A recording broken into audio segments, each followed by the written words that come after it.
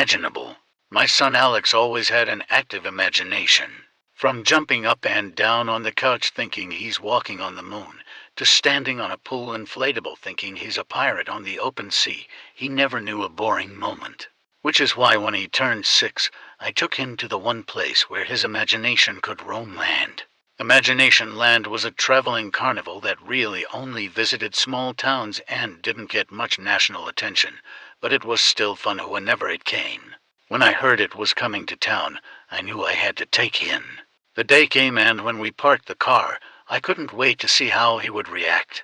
Alex was practically bouncing with excitement as we wandered through the fairgrounds, taking in the sights and sounds of the rides and games, with the smell of popcorn and funnel cakes were in the air. His favorite moment came when we ran into the carnival's most beloved character, Dandy the Imagination Dragon. Alex ran straight into Dandy's arms, grinning ear to ear. He gave Dandy a huge hug and then began to tell him how he wanted to go to the daring dragon lair and that he had been practicing his roar. Dandy clutched his stomach and threw his shoulders up and down to give the appearance of a hearty laugh. I'd never seen my kid so happy and I wanted to capture this moment. I asked Alex if he wanted a picture with him and had to practically hold him steady with one hand while trying to take the picture with the other. But then something strange happened. Dandy, after posing for the photo, took Alex by the hand and led him toward a small tent I hadn't noticed before. It all seemed innocent at first, part of the magic, I thought, but when they slipped behind the tent's flaps and they closed, I felt a cold knot tighten in my stomach. "Alex," I called, rushing toward the tent, but no one responded. I pulled the flaps open, but the inside was empty. Panic set in as I searched around, asking employees, but no one seemed to know where Dandy or my son had gone. I ran through what seemed like the entire carnival. I couldn't find him and no one seemed to know what tent I was talking about. Every moment without my son felt like an eternity. After what felt like hours of desperate searching, I frantically returned to the tent and pushed my way inside, determined to find Alex. On the other side, it wasn't the colorful carnival I had just walked through, it was something entirely different. Hidden behind the carnival's facade was a dingy, shadowy area that didn't belong. The magic of the carnival faded to cold, gray surroundings, and the festive music was replaced by an eerie silence. Alex wasn't on the other side.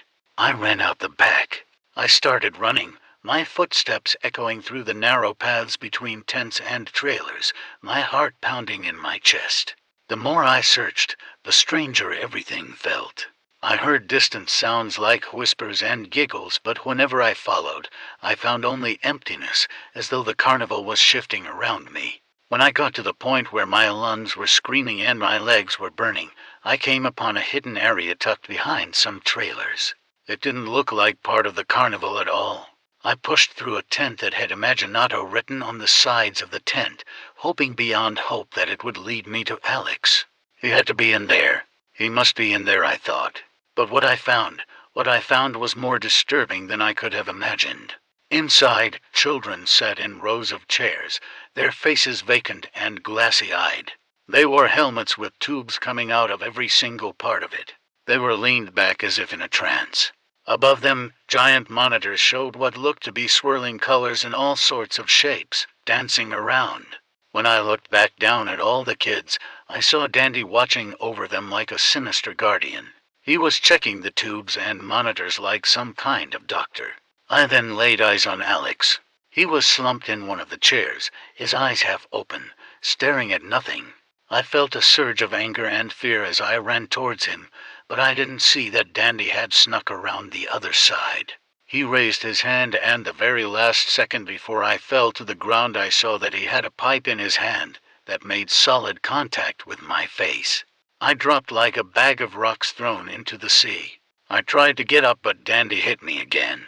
Blood spilled from my face as I attempted once more to get to my feet, but Dandy brought the pipe down a third time on the back of my skull, causing everything to grow hazy and dim. I then heard someone else enter the tent. "Easy, my friend," I heard him say. "We don't want to kill him just yet." I rolled onto my side trying to get a look at the person. Through strained vision, I saw a man dressed as a ringmaster. He walked over to me and placed a hand on my shoulder. "You shouldn't be here," he said calmly, his voice cold. "But since you are, I suppose I could tell you the truth. After all, it's not like you'll be leaving this place." He explained it all, the dark secret behind the carnival. They weren't just entertaining children, they were taking them. The carnival traveled from town to town, luring children away, draining their energy, spirits, and imagination, leaving them as empty shells. It was how the carnival survived, taking a child here and there, then moving on before anyone noticed them missing. They used Dandy to lure children away, and once captured, their imaginations were siphoned into those machines. The man stood up and walked towards Alex. "It's a shame, really, about your son. He had an adequate imagination, but he placed a hand on Alex's head. I'm afraid he doesn't have enough to last much longer. He had such potential." He smirked, venom dripping from that last word. Without hesitation and ignoring all my pain, I got to my feet and I charged at the ringmaster. I kicked his knee, hyperextending it, then took my fist and hit him in the throat as he dropped to his knees. I cursed at him and this godforsaken place. Behind me I heard the Dandy starting to rush towards me. I threw the ringmaster to the ground and, going to the child in the chair next to Alex, I unplugged one of the cords. I had no idea what it would do to him and I felt guilty about it, but I needed to save my son. Red lights and alarms sounded as Dandy then rushed over to the machine, trying to fix whatever damage I did. In the chaos, I managed to rip the helmet off Alex's head.